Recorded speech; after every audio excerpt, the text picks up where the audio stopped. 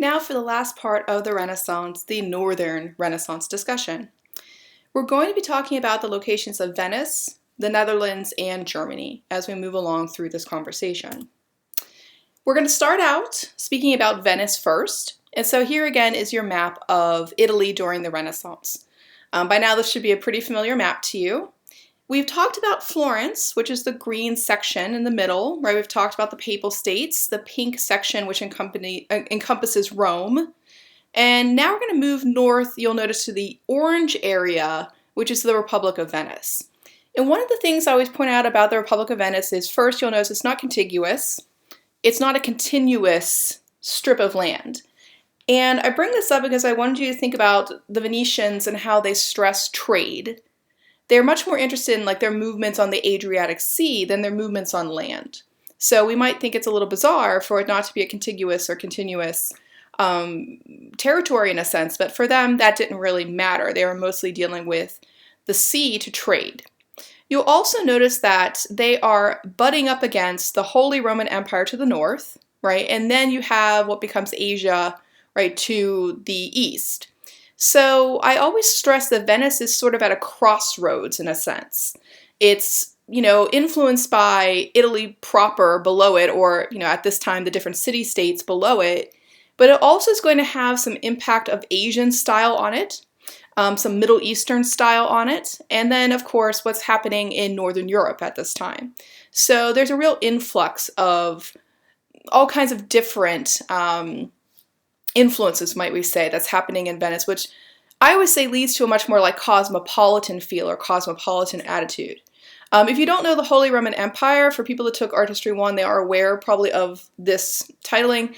This is the area that today we would call Germany, and basically was ruling during the medieval period into, again, the Renaissance period, but in the north, right, in the areas that we'd say are the Germanic regions today.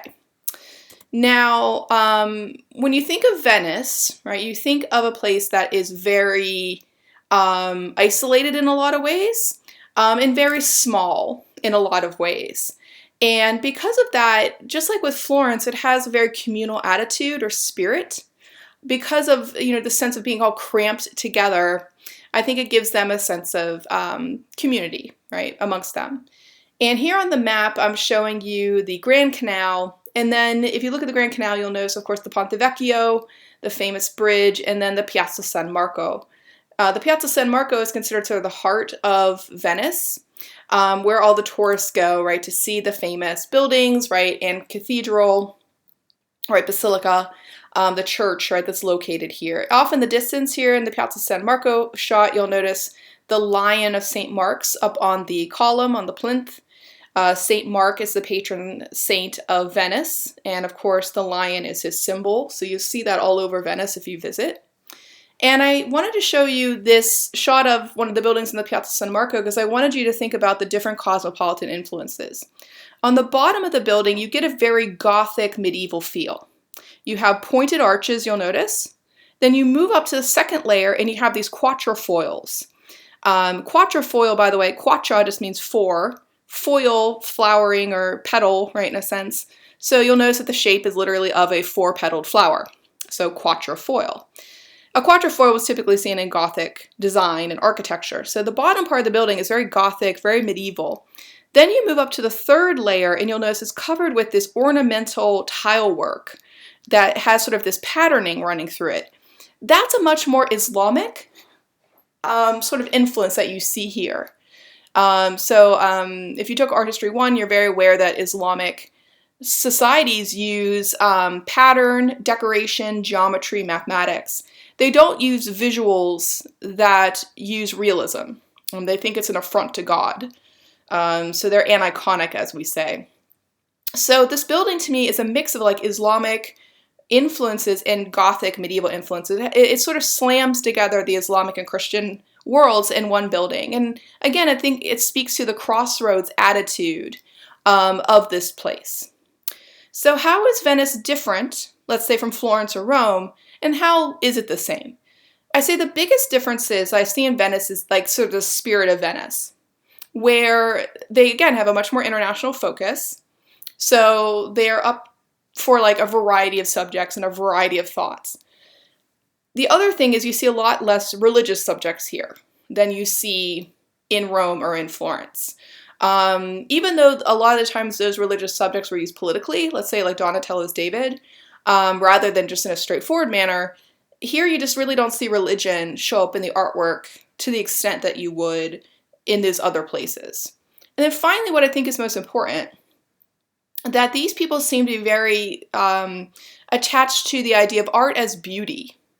And that is art's sole purpose. So where patronage, to me, in Rome and Florence, often served a larger political, socio-political, economic kind of role, like the Medici, for instance. They were using art to stress their power, if you think about it.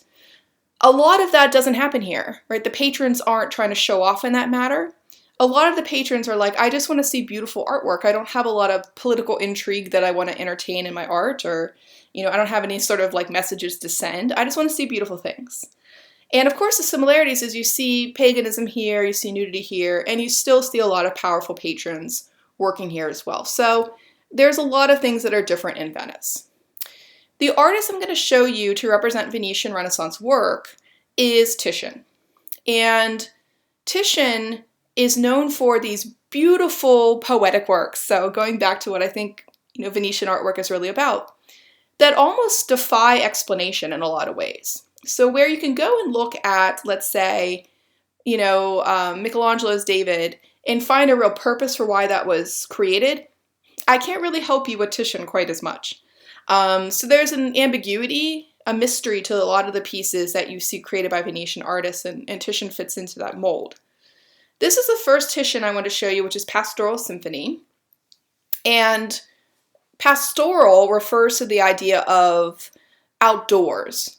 You may have heard of Beethoven's Pastoral Symphony. When he composed that piece, he was thinking about this idea of like running around through nature, running around outdoors. So pastoral refers to like nature, the natural world, and in a sense of calm, in that nature. So it's supposed to be pleasurable. So Pastoral Symphony, and we notice there's two men, they're clothed, and they seem to be playing music and conferring with each other. And then you have these two women who are unclothed, right, and seem to be interacting with them, but then also not at the same time. So why did Titian paint this? We really don't know, to be honest. We really don't have a lot of clues as to what the ultimate purpose of this painting was meant to be. So again, a lot of people look at it through the lens of Venetian beauty and Venetian poetry.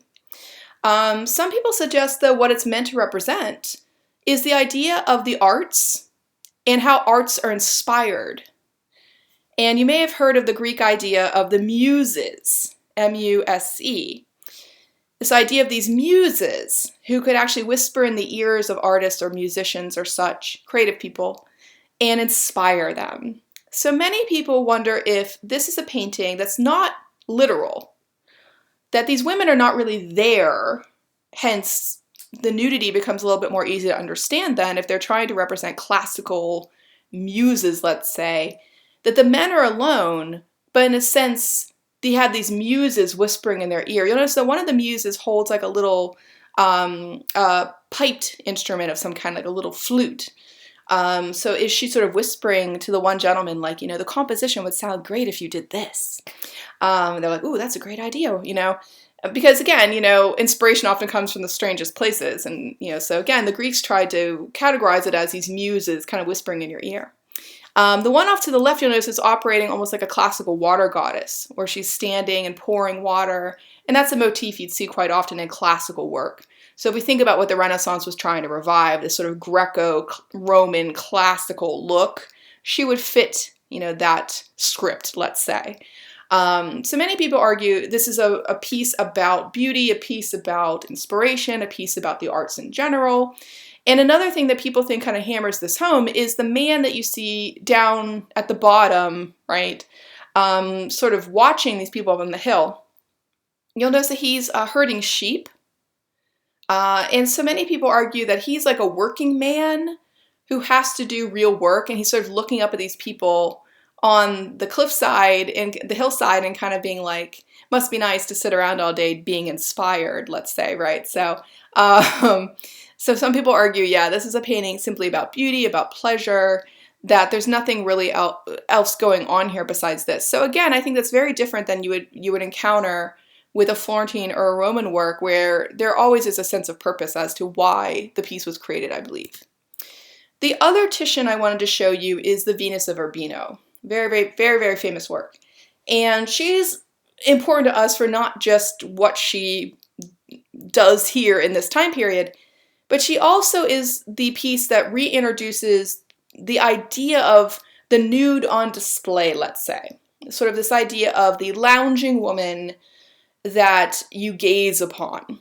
Now, if you look at art history and the idea of nude ladies, there's a whole field of study we call the gaze, G-A-Z-E, right? The gaze. And, it really kicked off quite a bit in the 60s and 70s, of course, with the feminist movement and such.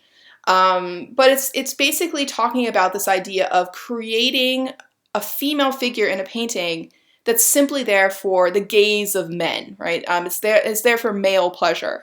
So when we're in class, I always joke with the ladies in the class, like, this painting is not meant for you. It was not meant for your gaze. And if, again, there was no discussion of being homosexual at this time. This was not openly discussed. So even if you were a lesbian looking at the painting, they'd be like, it's still not for you, right? This is all about the male gaze, right? And the idea of desire, what it inspires in people. So the Venus of Urbino is a type that you will see replicated through art history up to the present day. Replicated, updated, reinvented, but always along the lines of this idea of a woman reclining, softly looking out at you, or in the case of Manet's Olympia, a reinvention of this painting, not so softly looking out at you. But we'll get to that in realism. But this idea of the invitation of love, let's say. So even the history of this painting aside, this painting has a lot of importance for art history. Now, why was this painting created? There's sort of two different stories about it. One of the stories is that this was a wedding painting, that this was a woman preparing for her nuptials, her wedding, and the women in the background were going through her wedding chest, or what they call the casone, and kind of getting her clothes together while she waits to be dressed. So that's a very traditional reading of the piece. The other reading that I prefer is that this is the courtesan of the Duke of Urbino. And the Duke of Urbino was living in Venice at this time. He was very wealthy, and he was known for having these female playthings. So many people believe this was a painting of his courtesan that was made for his pleasure. When she wasn't with him, he could gaze upon it, right, with pleasure, let's say. And again, I prefer this reading because I think it speaks much more to the symbology you see in the work and the actual history of the Duke of Urbino and his attitude towards women. Now, this painting functions a little bit like Botticelli's Birth of Venus, right? Where people are like, oh, it's a nude. But you could always argue that the maids are in the background trying to get her clothes together, right? They're going to try to clothe her, but again, it's a painting, it's never going to happen, right? So again, this idea of sort of winking, nod, wink, wink, nod, nod, and tittering behind your hands, laughing a little bit. I think the Venus of Urbino, it introduces that idea of doing something a little bit scandalous, right, with the painting. So, and you might say, well, what kind of symbology is here that makes you think it was about a courtesan? And let me be very clear, a courtesan is not a prostitute. There are two different types of ladies of work, let's say, the oldest profession. Prostitution, we always argue, is a one-to-one, transaction, right? Someone comes up, you make a deal, that's that. It's not meant to be long-term, it's meant to be fairly temporary. Courtesans are kept women. And it was very typical for men of this time, especially wealthy men like the Duke of Urbino, to have kept women. Courtesans worked only for this person. So the Duke of Urbino would be very sure that this woman was only sexually available for him. They often would keep them in these amazing villas. I mean, look at where we are at in the painting. Provide for all their clothing, their jewelry, right? They were kept in very luxurious circumstances. And again, their only job was to be available when the Duke came calling. Now, how did the Duke let you know he was coming? They would usually send a little note to the household staff, along with a bouquet of flowers. So notice what she clutches in her hand. So I joke that if you really know the origin of sending a woman flowers, you wouldn't be so excited about it, ladies. I've been ruining flowers for 18 years now.